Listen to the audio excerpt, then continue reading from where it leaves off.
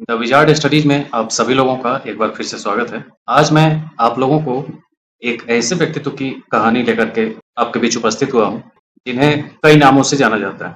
इन्हें आप आचार्य नागार्जुन भी कह सकते हैं, देश के सबसे महान कीमियागर भी कह सकते हैं। इन्हें आप बौद्ध आचार्य नागार्जुन भी कह सकते हैं, सुनीता और माध्यमिका कारिका के जन्मदाता भी कह सकते हैं। तो ये एक ऐसे व्यक्तित्व हैं जो इतनी ज्यादा प्रतिभा के धनी थे कि देश का शायद ही कोई व्यक्तित्व इनके आसपास पहुंचता है।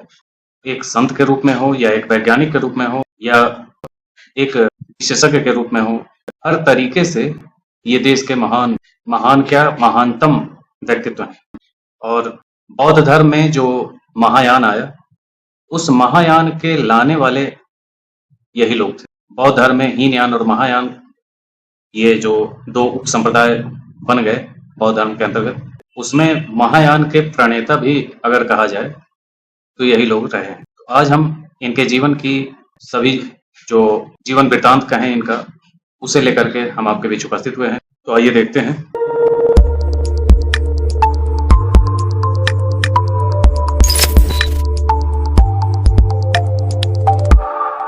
नागार्जुन का जन्म लगभग 150 ईस्वी में हुआ माना जाता है और मृत्यु भी लगभग 250 ईस्वी। लगभग इसलिए कहा जाता है कि प्राचीन काल में जो पहले के लोग थे वो अपने जन्म की तिथि दर्ज नहीं करते थे, इसलिए बाद के इतिहासकारों ने कई प्रकार के स्रोतों को इकट्ठा करके तब उसका विश्लेषण कर ये निष्कर्ष दिया है कि ये जन्म तिथि ऐसी है। हालांकि इनके बारे में कहा जाता है कि ये लगभग 500 साल जिए थे और ये जो विचार है, इन विचारों में जिनकी आस्था है इनके प्रति, वो उसे सत्य भी मानते हैं, और जिनकी आस्था नहीं है वो उसे भ्रम भी मानते हैं। और दोनों में कोई गलत नहीं है, ना आस्था वाले ना भ्रम वाले। भ्रम वाले अगर मान रहे हैं कि ये गलत है तो भी सत्य ही है, हो सकता है कि भ्रम हो, और जो सही मान रहे हैं वो भी हो सकता है सत्य मान रहे हैं तो सही ही हो सकता है। क्योंकि भारतीय परंपरा में ऐसे ढेरों संत हुए हैं जो 500 साल 400 साल तक जिए हैं, इसके प्रमाण है। नागार्जुन के जीवन के बारे में कुछ भी बताने के लिए इनका जो जीवन वृत्तांत है, इनकी जो जीवनी है, ये चीनी भाषा में उपलब्ध है। भारत में इनके जीवन वृत्तांत लिखने वाले उस दौर में कोई नहीं रहे, लेकिन चीनी भाषा में कुमार जीव नाम के बौद्ध संत थे, उन्हीं के द्वारा इनके जीवन की कथा का चीनी से तिब्बती भाषा में अनुवाद भी किया गया और वही उपलब्ध है वर्तमान में। उन वृत्तांतों के अनुसार ये दक्षिण भारत के एक ब्राह्मण परिवार के व्यक्ति थे और बचपन से ही इनमें एक असाधारण बौद्धिक क्षमता थी। जब इन्होंने महायान बौद्ध धर्म के सिद्धांतों को लोगों को समझाया और उसे पूर्वी एशिया में प्रचलित किया, तब उसमें यानी कि बौद्ध धर्म में एक आध्यात्मिक परिवर्तन आया। आध्यात्मिक परिवर्तन कहने का मतलब है कि बौद्ध धर्म में जो पहले की परंपराएं थी, वो परंपरा ये कहती थी कि बौद्ध धर्म जो है, बुद्ध जैसा कह गए कि वो एक आम इंसान है और एक साधारण इंसान स्वयं को मुक्त करने के लिए स्वयं के प्रयासों से ही मुक्त कर सकता है और अपनी इच्छाओं को समाप्त कर लेगा तो वो इस दोबारा आने जाने के चक्र से उसे मुक्ति मिल जाएगी, जिसका विश्लेषण इन्होंने प्रतीत्य समुत्पादवाद में किया था। उस प्रतीत्य समुत्पादवाद सिद्धांत को इन्होंने आधार बना करके एक नया विश्लेषण दिया, और वो जो नया विश्लेषण था उसमें जो आध्यात्मिक परिवर्तन हुए उसने बुद्ध को भगवान बना दिया और महायान में बुद्ध भगवान के रूप में पूजे जाने लगे। और महायान आने से पहले बौद्ध धर्म एक ऐसा धर्म था जिसमें भगवान नहीं होते थे। बुद्ध एक इंसान के रूप में जन्म लिए थे और बुद्ध इंसान के रूप में अपनी इच्छाओं को रोक करके, अपनी इच्छाओं को समाप्त करके, जो प्रतीत्य समुत्पादवाद में मेरा एक वीडियो पड़ा हुआ है उसे आप देख सकते हैं, बुद्ध की शिक्षाओं वाले वीडियो में आप उसके तहत प्रतीत्य समुत्पादवाद को समझ सकते हैं। उसका विश्लेषण यहाँ उचित नहीं है क्योंकि उसमें ज्यादा समय लग जाएगा। तो प्रतीत्य समुत्पादवाद में के तहत अपनी इच्छाओं को बुद्ध ने समाप्त किया और स्वयं को मुक्त कर लिया। लेकिन नागार्जुन के जो विश्लेषण थे, उस विश्लेषण में महायान का मतलब ये था कि महायान शाब्दिक अर्थ में आप समझ सकते हैं कि बड़ा सा यान है, और बड़ा सा यान का मतलब है कि बौद्ध धर्म में मुक्ति का जो मार्ग बुद्ध ने बताया था, उस बुद्ध के बताए गए मार्ग में ये था कि हम स्वयं अपने आप को मुक्त करेंगे अपने प्रयास से, अपनी इच्छाओं को समाप्त करेंगे अपने प्रयास से, अष्टांगिक मार्ग पे चलेंगे और स्वयं के लिए प्रयास करेंगे और मुक्त हो जाएंगे। लेकिन नागार्जुन ने जो विश्लेषण दिया, उस विश्लेषण में जो गूढ़ बातें थी, महायान की बातें जो थी, वो ये था कि सकारात्मक कार्यों के लिए जो व्यक्ति अपना प्रयास करेगा और अपने उस सकारात्मक प्रयास को लक्ष्य बना लेगा, और वो जो सकारात्मक प्रयास है वो ये है कि सभी को मुक्त करा देंगे, तो उसी में हम भी मुक्त हो जाएंगे। तो यही बोधिसत्व था। और बोधिसत्व का जो विचार आया, ये महायान की ही देन है कि बोधिसत्व का जो लक्ष्य बनाने का जो सिद्धांत बौद्ध धर्म में चला, वो इन्हीं की देन है। और नागार्जुन ने एक सिद्धांत जो शून्यता की अवधारणा दी, शून्यता की अवधारणा या माध्यमिका कार्य का जो माध्यमिक सिद्धांत दिए, उसमें यही है कि बुद्ध ने जो मध्यम मार्ग बताया, उस मध्यम मार्ग को इन्होंने शून्यता तक पहुंचा दिया, यानी कि पराकाष्ठा है वो, बुद्ध के बताए गए सिद्धांत की पराकाष्ठा है। पराकाष्ठा कैसे कहेंगे, तो बुद्ध कह गए कि सत्य और असत्य से बराबर की दूरी रखिए, यानी कि मध्यम मार्ग पर चलिए। और मध्यम मार्ग बुद्ध के अनुसार ये था कि मान लें कोई व्यक्ति किसी बीमारी से ग्रस्त हो गया और उस बीमारी में उसे किसी विशेष पशु पक्षी का कोई मांस खाना अगर जरूरी है, उसके बगैर उसका जीवन नहीं है, तो मांस खा सकता है, और अगर जरूरी नहीं है तो वो मांस नहीं खाएगा। ये बीच का रास्ता है, मध्यम मार्ग है। तो ये मध्यम मार्ग, बुद्ध वाला जो मध्यम मार्ग है, वो बीच का रास्ता है। व्यक्ति को जीने का एक बीच का रास्ता देते हैं वो बुद्ध, कठोरता पे नहीं ले जाते, उनके सिद्धांत में कठोरता नहीं है। यही कारण था कि बौद्ध धर्म हमेशा से लोकप्रिय बहुत ज्यादा हुआ, प्राचीन काल में भी और आधुनिक काल में भी। आज भी आप देखेंगे कि बौद्ध धर्म में जाति व्यवस्था नहीं है, और जाति व्यवस्था नहीं है तो उसमें कठोरता नहीं है, हर कोई आराम से जी रहा है। यही कारण है कि लोग बौद्ध धर्म में प्रवेश कर जाते हैं। जिस धर्म के में उन्हें कठोरता महसूस होती है तो वो उस धर्म को त्याग देते हैं। नागार्जुन कहते हैं कि ये जो है और नहीं है के बीच का स्थान है, वो बीच का स्थान शून्य है, और स्वयं को शून्य की अवस्था में पहुंचा दीजिए। अस्ति और नास्ति के बीच का जो स्थान होगा वो शून्य का स्थान होगा, और माध्यमिक जो है वो उसी का रूप है। यानी माध्यमिका कारिका का जो सिद्धांत उन्होंने दिया, वो और शून्यवाद, ये दोनों आसपास, दोनों मिक्स हैं। और शून्यता का मतलब है शून्य की अवस्था को प्राप्त करना, और अगर आप शून्य को प्राप्त कर लेते हैं तो आप ईश्वर को प्राप्त कर लेंगे और अपनी इच्छाओं को बहुत ही आसानी से त्याग सकते हैं। शून्य को प्राप्त करने का मतलब है कि आपके मन में है और नहीं है से बराबर की दूरी हो। जैसे क्रोध है और क्रोध नहीं है, तो दोनों से बीच का स्थान। दया है और दया नहीं है, दोनों से बीच का स्थान। यानी कि किसी भी विचार में अगर आप इसे लागू करेंगे तो आप बिल्कुल ही शून्य की अवस्था में पहुंचने का मतलब है कि आप स्वयं को कुछ भी न माने। और जब आप धार्मिक विश्लेषण करें इसका, हिंदू धर्म के भक्ति से आप इसका विश्लेषण करें, तो हिंदू धर्म का भक्ति भी यही सिद्धांत देता है। हिंदू धर्म का भक्ति कह लें या इस्लाम का सूफीवाद कह लें, इन सब में ये सारे विचार मिलेंगे आपको।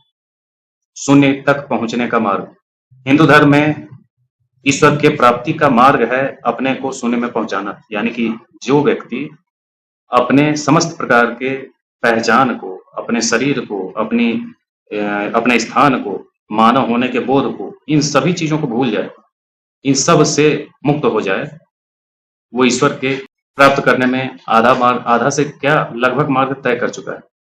उसे बहुत जल्द ईश्वर के दर्शन होंगे, ऐसा हिंदू धर्म मानता है। नागार्जुन भी इसी ढंग का विचार दे रहे हैं। और बौद्ध धर्म में बोधिसत्व का जो विचार है वो इतना लाजवाब है कि इसमें स्वार्थपन नहीं है।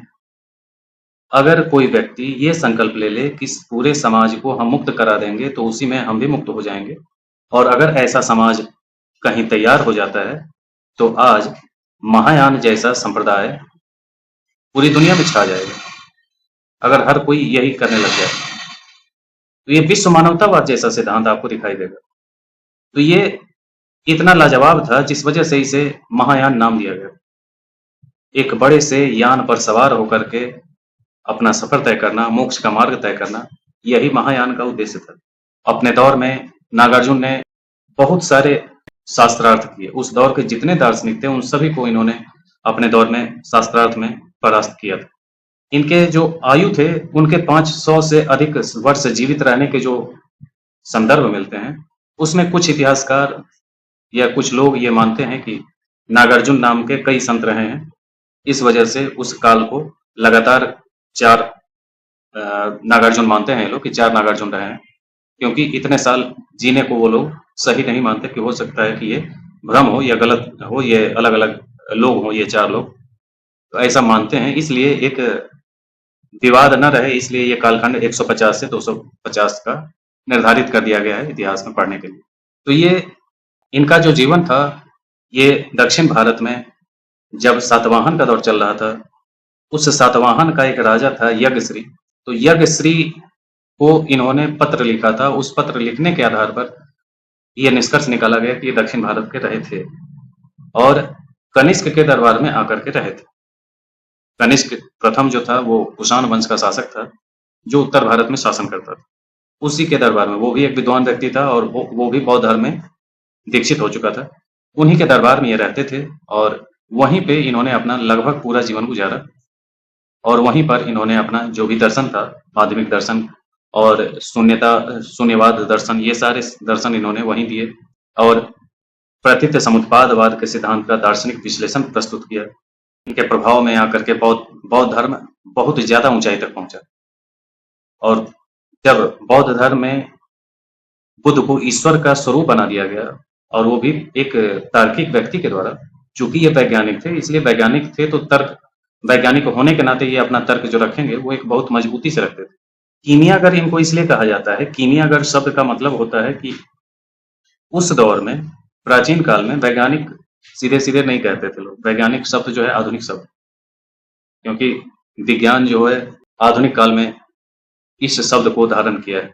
पहले सब अलग अलग हुआ करते थे, खगोल अलग, ज्योतिष अलग, सब सारे सब्जेक्ट अलग अलग हुआ करते थे प्राचीन काल में और उससे भी पीछे जाएंगे तो सब एक ही में समाहित।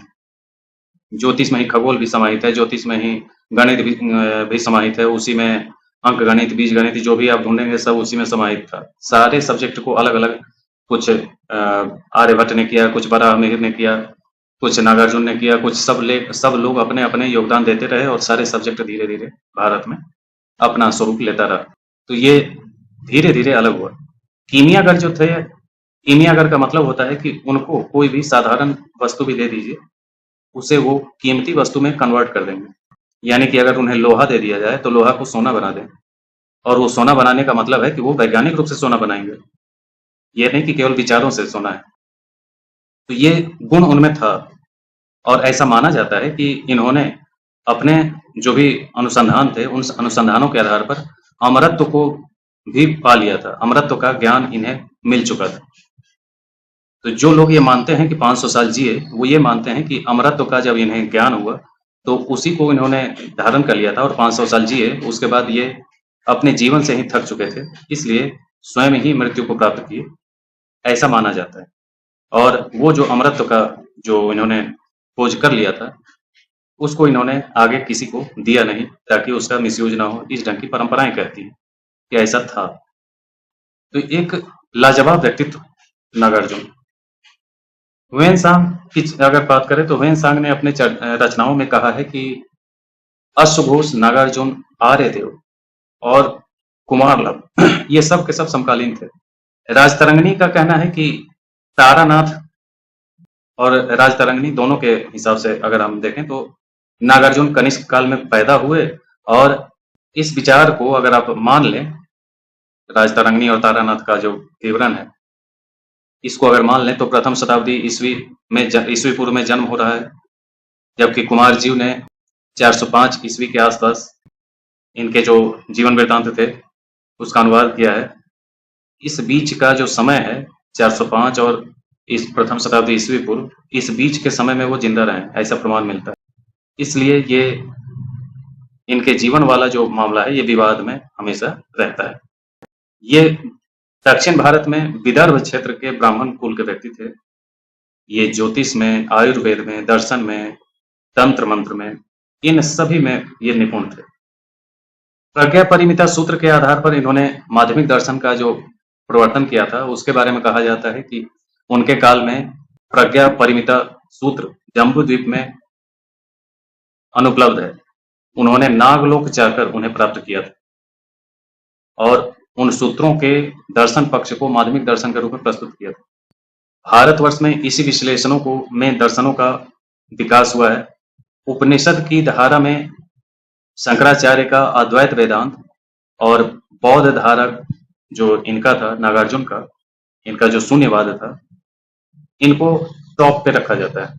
यानी कि समस्त सिद्धांतों में नागार्जुन का जो शून्यवाद है और शंकराचार्य का जो अद्वैत वेदांत है, ये बहुत ही लाजवाब सिद्धांत हैं और इनको समस्त सिद्धांतों में, समस्त दर्शनों में, भारतीय दर्शन में टॉप पे रखा जाता है। कुछ रचनाएं हैं जो बहुत ही फेमस हैं। उसमें मूल माध्यमिका कारिका है, व्यग्र व्यावर्तनी है, युष्टि पष्टिका है, सुनीता सप्तति है, रत्नावली है, वैदल्य सूत्र है। ये सब इनके कई सारे ग्रंथ हैं जिसकी रचना इन्होंने की थी। माध्यमिका कारिका में इन्होंने माध्यमिका का मध्य मार्ग का सिद्धांत का जो विश्लेषण किया वो उसी में है, और सुनीता सप्तति में शून्यवाद का विश्लेषण किया। यहाँ शून्य का मतलब है अभाव। अभाव का मतलब है कि हर चीज का अभाव। अभाव का मतलब शून्य, यानी कि कुछ भी ना हो, आपके मन में है और नहीं है, दोनों का अभाव है, तब आप शून्य में पहुंचेंगे। जैसे आप ध्यानावस्थित हों और ध्यानावस्थित होने में आप हैं या नहीं हैं, इन दोनों का भाव आपके मन में ना आए तो आप समझिए कि आप शून्य में पहुंचे। तो वही है शून्यता का सिद्धांत। और ये इतना विस्तृत और गहराई लिया हुआ सिद्धांत है जिसको दो चार शब्दों में, दो चार लाइन में इसका विश्लेषण करना कठिन है। लेकिन जो मूल चीज है वो मैं आपको बता चुका कि शून्य का मतलब अभाव है, और अभाव किस चीज का है और नहीं है, दोनों का अभाव, सत्य और असत्य दोनों का अभाव। ये हर चीज का अभाव जब हो जाए, अभाव का कहना मतलब उसके पास न होना, यानी कि मेरा जो मार्ग हो वो ऐसा हो कि अस्ति और नास्ति दोनों के बीच में हम चलें, बीच में रहें, तो हम स्वभाव से शून्य तक पहुंच जाएंगे। और शून्य तक पहुंचना ही इच्छाओं का समापन है, और इच्छाओं को अगर आपने समाप्त कर लिया तो आप मुक्ति पा जाएंगे। तो ये दर्शन सुनने में थोड़ा सा उलझने वाला जरूर लग रहा होगा, लेकिन जब इसे गहराई से समझेंगे तो ये लाजवाब सिद्धांत। अस्ति से शाश्वतवाद का और नास्ति से उच्छेदवाद का जो परिग्रह होता है, अर्थात हम ये अगर कहें कि बुद्धिमान व्यक्ति अस्ति और नास्ति इन दोनों का अंत कर लेता है तो माध्यमिक तक पहुंच जाता है, मध्यम मार्ग तक पहुंच जाता है, बीच का स्थान पा जाता है। अगर किसी व्यक्ति में सत्य और असत्य यानी कि भाव और अभाव दोनों से बीच का स्थान पा जाता है तो वो शून्य को पा जाता है। जैसे महावीर ने कहा, तो वो अलग सिद्धांत है कि स्यात् अस्ति, स्यात् नास्ति, स्यात् अस्ति नास्ति च, वो 7 टाइप की चीज बताते हैं कि एक ही चीज को 7 तरीके से कहा जा सकता है।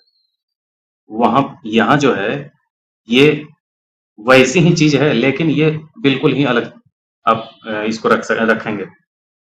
यहाँ आपको शून्य पे ये भी पहुंचा रहा है, शून्य पे महावीर भी पहुंचा रहे थे। महावीर का कहना था कि अगर आप ये मान लें कि जितने विचार हैं इस दुनिया में सभी सही हैं तो आप चरम अहिंसक हो जाएंगे, और चरम अहिंसक होने का भी उनका मूल मतलब यही था कि आप हमेशा शून्य में बने रहें, आपको फर्क न पड़े, कोई कुछ करके चला जाए आपको फर्क न पड़े, क्योंकि आप आत्मिक रूप से अहिंसक हो गए। तो यहाँ भी अगर आप शून्य में पहुंच जाते हैं, शून्यवाद में पहुंच जाते हैं, तो आप चरम अहिंसक हो जाएंगे और इच्छाओं को समाप्त करने में भी चरम पे पहुंच जाएंगे। और यही तो अवस्था है जब शून्य तक पहुंच जाना, और यही आपको मुक्ति दिलाता है। तो ये था शून्यवाद, और नागार्जुन के ये जो शून्यवाद सिद्धांत हैं ये दुनिया में काफी पॉपुलर हुए, और इसी के आधार पर हीनयान महायान का जन्म हुआ था। तो ये थे नागार्जुन और उनका महायान दर्शन, उनका शून्यवाद, उनकी माध्यमिका कारिका। इसी ढंग के अन्य महान व्यक्तित्व को लेकर के हम फिर से उपस्थित होंगे। आज के लिए इतना ही, धन्यवाद।